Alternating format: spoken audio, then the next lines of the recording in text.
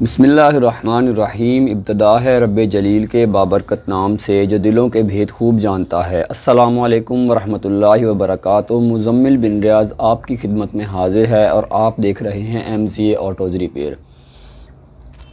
आज की हमारी वीडियो बेसिकली एक ऑटोमेटिक गियर पर है।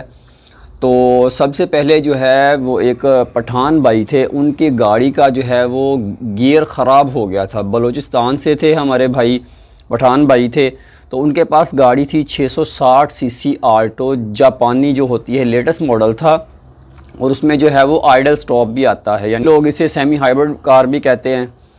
तो जो आइडल स्टॉप होती है, मतलब कि आप ट्रैफिक सिग्नल पर रुके हैं तो गाड़ी का इंजन स्विच ऑफ हो जाता है और आप यू टर्न ले रहे हैं तब भी जो है वो गाड़ी का इंजन स्विच ऑफ होता है थोड़ी देर के लिए, बाद में ऑटोमेटिक स्टार्ट होता है। तो उससे फ्यूल की काफ़ी बचत होती है। वो 660 सीसी आल्टो गाड़ी थी, उस गाड़ी का गियर ख़राब हो चुका था। ठीक है, तो वो गियर बाद में ठीक कैसे हुआ, सबसे पहले आप ये हमारे पठान भाई हैं उनकी सारी बात सुन लें ज़रा। उसके बाद फिर आपको बताते हैं कि गाड़ी का गियर ख़राब कैसे हुआ था और फिर ठीक कैसे हुआ। अस्सलाम वालेकुम सर, क्या हाल है? ठीक ठाक, खैरियत। सर आपकी बड़ी बड़ी मेहरबानी। हाँ, आपने मेरी गाड़ी आहिस्ता आहिस्ता ठीक हो रही है। आपकी बातों पे अमल करके आपने मुझे वो बड़े नुकसान से बचा लिया। हाँ, लेकिन मेरी गाड़ी बिल्कुल ठीक हो गई है, लेकिन अब थोड़ा सा झटका उसमें आ रहा है दूसरे गियर में, लेकिन उम्मीद है कि वो भी ठीक हो जाएगा। इधर हमारे मैकेनिक तो गियर बदलवा रहे थे। मेरा एक और साथी, उसका बेचारे का तकरीबन 4 गियर तब्दील करवाया, उसके बाद बावजूद उसका मसला हल नहीं हुआ है अभी तक। लेकिन आपकी बातों पे अमल करके आपने मुझे बड़े नुकसान से बचा लिया। आपकी बड़ी मेहरबानी सर। जी, तो आपने हमारे पठान भाई जो हैं उनकी बात सुनी। तो मैं मसला आपके साथ शेयर करता हूँ। सिर्फ वीडियो बनाने का मकसद ये है कि एक तो आपको ये पता चल जाए कि उस गाड़ी के गियर में मसला क्या हुआ था, किस तरीके से वो ख़राब हुआ था, क्या उसकी वजह बनी थी और बाद में ठीक कैसे हुआ।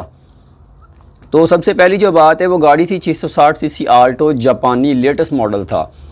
तो हुआ ये कि वो भाई बता रहे थे पठान, उनका जो है उन्होंने यूट्यूब से हमारी वीडियो देखी, फिर उन्होंने व्हाट्सएप में मुझसे रब्ता किया।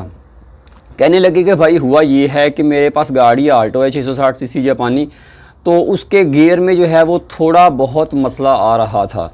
उन्होंने किया क्या कि वो वर्कशॉप पर गए, उन्होंने जो है वो उसके गियर बॉक्स के नीचे जो होता है, निचली साइड पर लगा होता है चैम्बर, उसको खुलवाया।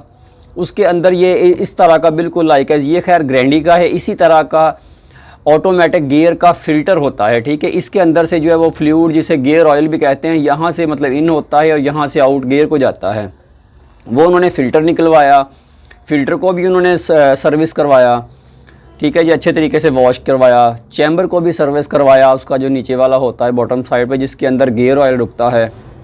खैर उन्होंने दोनों चीज़ें सर्विस करवाई, करवा कर जो है उन्होंने लगा दी वापस। उसके बाद सिर्फ वहाँ पर गलती एक ये हो गई कि उन्होंने गियर ऑयल जो था, ठीक है, ट्रांसमिशन का गियर ऑयल, वो पुराना ही गाड़ी के अंदर डाल दिया। डालने के बाद उन्होंने गाड़ी थोड़ी बहुत चलाई और गाड़ी पहले से भी ख़राब हो गई। वो बता रहे थे कि पहले उसमें थोड़ा सा जर्क था, झटका था, गाड़ी हल्का सा जैसे गियर निकालती है यूं फील होता था। तो अब मसला ये है कि वो गियर था CVT गियर आते हैं छोटी गाड़ियों में, जापानी गाड़ियों में। वो कहने लगे कि भाई गाड़ी का गियर पहले से भी जाता रहा, बिल्कुल आस्ता आस्ता उसने शिफ्टिंग छोड़ना शुरू कर दी, इवन कि वो बिल्कुल रुक गया, न्यूट्रल हो गया समझ लें कि गियर। और गाड़ी ने चेक लाइट भी ऑन कर दी। वो मेरे साथ जो है वो चेक लाइट्स, कोड वगैरह सारा कुछ शेयर करते रहे, राब्ते में रहे, बड़े परेशान थे। कह रहे थे कि भाई इसका जो है वो, उनके कोई जानने वाले थे, उन्होंने गियर भी चेंज करवाए उसके 2-3, लेकिन उस गाड़ी का मसला हल नहीं हुआ था। तो खैर उन्होंने कहा कि जी मुझे इस मसले का जो है ना वो आप कोई हल बता दें। खैर मैंने अपने सीनियर से भी रब्ता किया, कुछ अपने नाकस इल्म से भी जो उन्हें मशवरे दिए, तो अल्लाह पाक ने करम किया, उनकी गाड़ी ठीक हो गई। तो खैर उन्होंने गियर ऑयल पुराना डाला और गाड़ी चला दी और गाड़ी चेक लाइट्स ऑन कर गई, गियर की लाइट ऑन हो गई और गाड़ी का गियर काम छोड़ गया। मैंने फिर उन भाई को मशवरा ये दिया, उनसे बात हुई मैंने कहा भाई सबसे पहले आप वर्कशॉप पर जाएं, जाकर वहाँ जो है वो इसका सारा एक दफ़ा गियर ऑयल निकलवा दें, पुराना जो आपने डाला हुआ है, ठीक है। यहाँ पर एक ये बहुत बड़ी गलती उन्होंने की थी, गियर ऑयल पुराना उनका निकलवाया। फिर उनसे मैंने कहा भाई इसमें जो है वो गियर ऑयल नया डालें और जेन्युइन डालें। अच्छा, वहाँ पर वो कह रहे थे कि भाई हमें यहाँ बड़ी मुश्किल है बलूचिस्तान में, यहाँ पर जेन्युइन गियर ऑयल नहीं मिल रहा, सुजुकी का ग्रीन 2 उसमें आता है, CVT ग्रीन 2, तो वो मिल नहीं रहा यहाँ पर। मैंने कहा भाई जो भी है 45-50 हज़ार रुपये का गियर है, छोटी गाड़ी है लेकिन गियर बहुत महंगा है लेटेस्ट मॉडल की वजह से। 45-50 हज़ार का गियर भी तो आपने डलवाना है और मसला फिर भी हल नहीं होगा। नया गियर जब डालेंगे उसमें भी गियर ऑयल आपको जेन्युइन ही डालना पड़ेगा। तो खैर वो बेचारे पता नहीं कहाँ से जाकर गियर ऑयल खैर जेन्युइन ले आए। फिर उनसे मैंने कहा गियर ऑयल निकलवा लिया है तो इसका जो है वो चैम्बर दोबारा खुलवाएं, खुलवा कर इसका फ़िल्टर निकलवाएं, इसको दोबारा सर्विस करें, अच्छे तरीके से वॉश करें, क्योंकि फ़िल्टर मिलना मुमकिन नहीं था। फ़िल्टर उन्होंने वॉश किया, चैम्बर उसका सर्विस किया अच्छे तरीके से। उसके बाद उन्होंने गियर ऑयल उसमें जेन्युइन डाला। जेन्युइन गियर ऑयल डालने के बाद मैंने उनसे कहा, मैंने कहा भाई गाड़ी को जो है आपने तकरीबन 15-20 मिनट जो है वो स्टार्ट करके छोड़ देना है। जब नया गियर ऑयल डाल दें गाड़ी को स्टार्ट करके छोड़ दें, उसके ऑटोमेटिक फ़ैन चलने दें, जो रेडिएटर का फ़ैन होता है वो फ़ैन चले। फ़ैन चलने का मकसद ये था कि गाड़ी वार्म अप हो जाए अच्छे तरीके से, उसका जो अंदर CVT है वो अच्छे तरीके से गर्दिश करता रहे गियर के अंदर। उन्होंने ऐसा ही किया। खैर उसके बाद मैंने कहा भाई जब गाड़ी वार्म अप हो जाए तो फिर आपको जो है आपने इस गाड़ी को कैलिब्रेट करवाना है, स्कैनर के थ्रू प्रोग्रामिंग देनी है। गियर की CVT की लर्निंग होती है, प्रोग्रामिंग, अरबी में उसे बरमजा कहते हैं, प्रोग्रामिंग भी कहते हैं और लर्निंग भी कहते हैं, कैलिब्रेशन भी कहते हैं। तो गियर की आपने कैलिब्रेशन करवानी है। मैकेनिक उनके पास था, खैर उन्होंने फिर वो स्कैनर लगाया और उसकी कैलिब्रेशन करवाई। एक मसला उन्हें फिर ये भी बहुत था, कह रहे थे कि भाई मैकेनिक के पास स्कैनर नहीं है, स्कैनर वाला बंदा एक अलहदा है और वो काफ़ी फ़ीस चार्ज करता है, वो आके स्कैनर लगाता है और फिर स्कैनर का काम जो होता है गाड़ी में मतलब कोई भी करवाना हो। गियर की उन्होंने प्रोग्रामिंग करवाई।